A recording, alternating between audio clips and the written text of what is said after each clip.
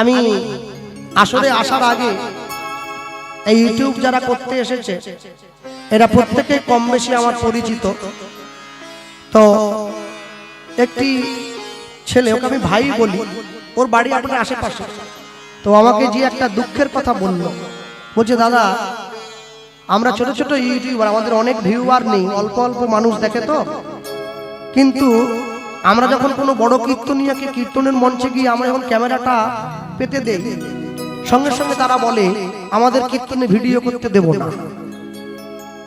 একটা জিনিস আমি কিছুতেই বুঝতে পারছি না, ইউটিউবার গুলো ছিল বলে কিন্তু কীর্তনিয়ারা পরিচিতি পেয়েছে। এরা যদি না থাকতো আমাদের এই পরিচিতি লাভ করতে আরো 20 বছর কেটে যেত, বুড়ো হয়ে যেতাম।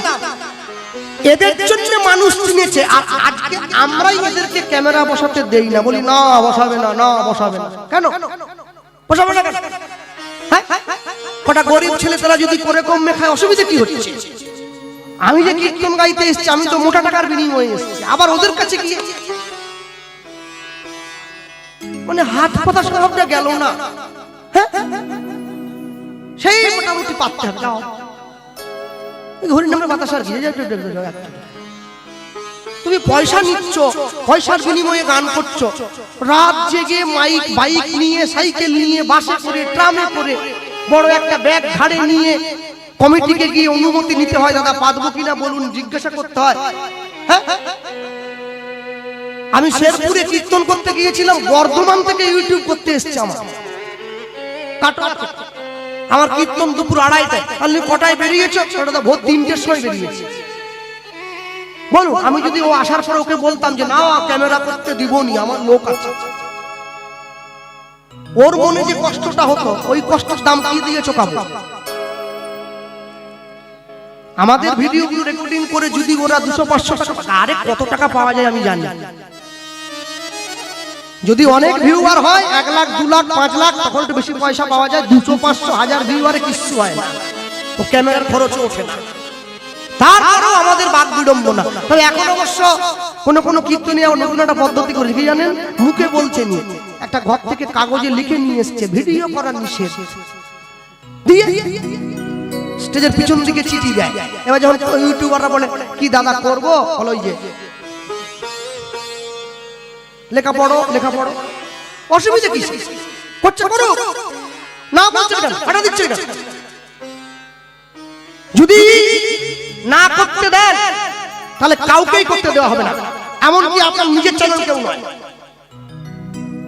ভগবানের কাছে, মানুষের কাছে, কমিটির কাছে পয়সা নিয়ে তুমি কীর্তন করতে এসছো, তো সে কীর্তনের পয়সা পেট ভরেনি, তুমি একটা ক্যামেরা কিনে নিয়ে লোক নিয়ে চলে এসছো, যদি আরো কিছু পাওয়া যায়। এরা মানুষের বাড়ির কোণে কোণে, প্রত্যেকটা ঘরের কোণায় কোণায় হরিনাম পৌঁছে দিয়েছে ইউটিউবওয়ালা। আর যত এরা আমাদের কাছে অনুরোধ করে, আমরা কীর্তন করার পরে নিজেরা পয়সা দিয়ে ক্যামেরা একটা কিনে ছেলে পুষে রেখে দিয়েছি, বলে আমার চ্যানেল এসছে সব গুড়িয়ে নাও। তোমার চ্যানেল করুক, তারপরেও সবাইকে করতে দাও। কেন জানো, গাছ বাঁচিয়ে ফল খাও, সারা জীবন খেতে পারবে। গাছের গোড়া কেটে ফল খেয়ে নিলে একবারে খাওয়া হয়ে যাবে।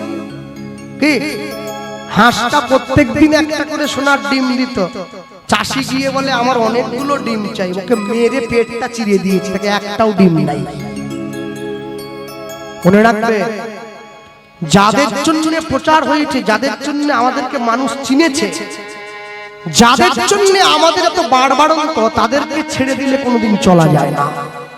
হ্যাঁ, মহাপ্রভু যেই ছেলেটাকে বলেছে আমি তোকে পাপ দিতে পারবো না, ছেলেটা মহাপ্রভুকে বলছে প্রভু তুমি আমাকে যাই বোঝাও, আমি যখন চেয়েছি তোমাকে আমাকে দিতেই হবে। মহাপ্রভু বলছে শেষবারের মতো ছেলেটাকে আটকাবার চেষ্টা করি, শোন তুই যেটা চাইছিস আমি তোকে দিতে পারি, তবে তার জন্য আরেকটা শর্ত আছে। কি? তোকে একটা বিয়ে করতে হবে। বল বিয়ে করবি, বল রাজি আছিস? হরিনাম কৃষ্ণ নাম বড়ই মধুর, আর যে জনা কৃষ্ণ ভজে সে বড় চতুর। ছেলেটা বলছে বিয়ে আমি করতে পারি, মেয়েটা তোমায় দেখে দিতে হবে। যার শিল যার নোড়া তারই ভাঙছে জাতের গোড়া। বিয়ে আমি করবো, তুমি মেয়ে দেখে দাও।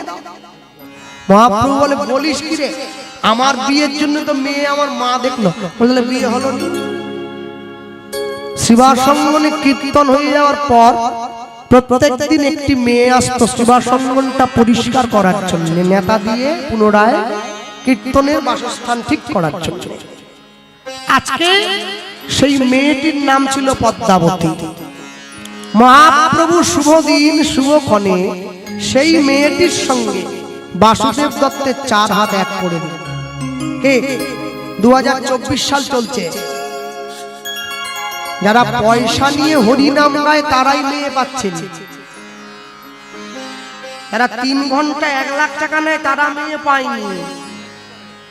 আর ও তো বিনা পয়সায় নাম দেয়, মানে আরো মারাত্মক ব্যাপার।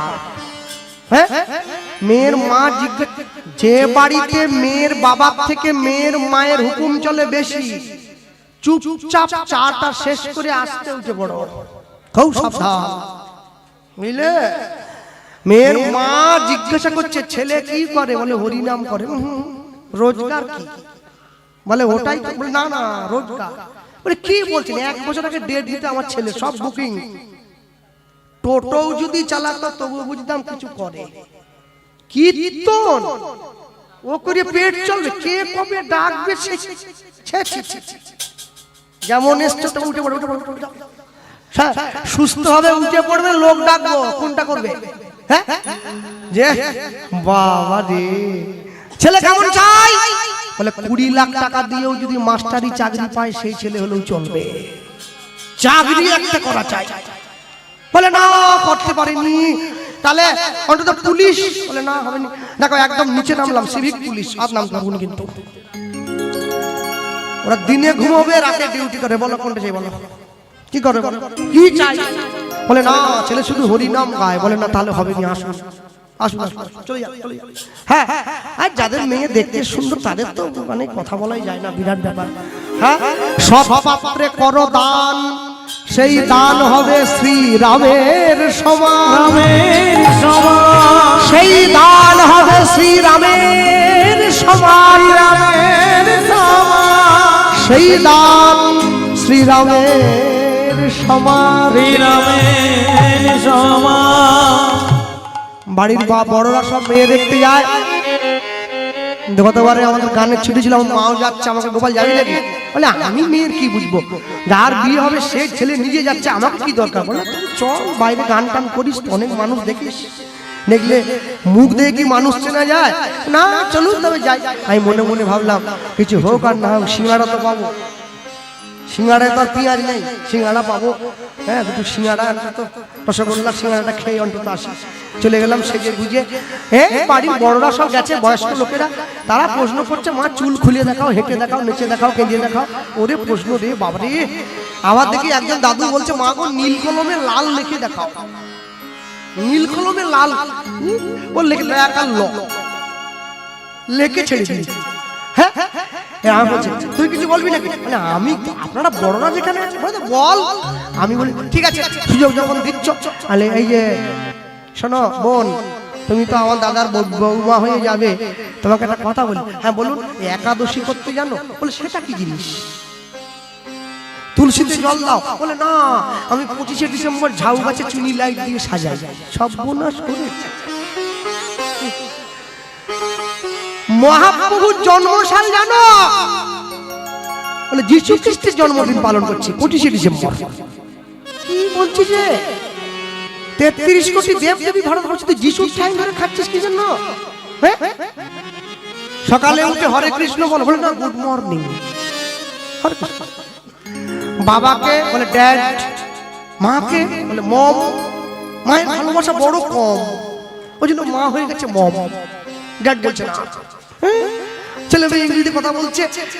তা আমি বললাম তাহলে কি হবে? তখন সঙ্গে সঙ্গে ছেলের মা বলছে ও আমার বাড়ি গিয়ে আমি সব শিখে নেবো, তুমি চলো না। বাড়ি গিয়ে বৌমাকে শিখিয়েছি তুলসীতে জল দিতে হবে। বৌমা চান করে কাপড় টাপড় পরে জুতো পরে তুলসীতে জল দিচ্ছে। বুঝলে, তুলসীর উপরে জল দিচ্ছে, জল একবারে মন্দির বেয়ে বৌমার জুতোর উপর দিয়ে। ওরে ভালোবাসা, শুকনো আদর পোকা কই এ প্রেম রাখবো কই নিয়ে চলে যাবে। কি ভালো না বাসছে। তারপরে আমি গানে একদিন বেরোচ্ছিল, কি করছো বলে, কেন আমার শাশুড়িমা বলেছে তুলসীতে জল দিতে হবে, মানে জুতো পরে। ওটা বলেনি, আমাকে বুঝাচ্ছে চামড়ার নয়, চামড়ার নয়, ফোমের জুতো, ফোমের জুতো। মানে ফোমের জুতো পরে দোষ নাই, চামড়ার জুতো পরলে দোষ। আমি কেন বলছো, বলে না জুতো না পরে চলতে পারিনি খালি পায়ে। তা আমি মনে মনে ভাবছি জুতো না পরে চলতে পারছি নি বলছে, তাহলে যারা বৃন্দাবনে যায় তারা সব পাগল হয়ে গেল নাকি? 21 কিলোমিটার গিরি গোবর্ধন পায়ে হেঁটে ঘুরছে খালি পায়ে, পাগল নালে ঘোরে নাকি কেউ? 220 কিলোমিটার পায়ে হাঁটছে, তারা পাগল, এ সুস্থ, জুতো পরে জল দিচ্ছে।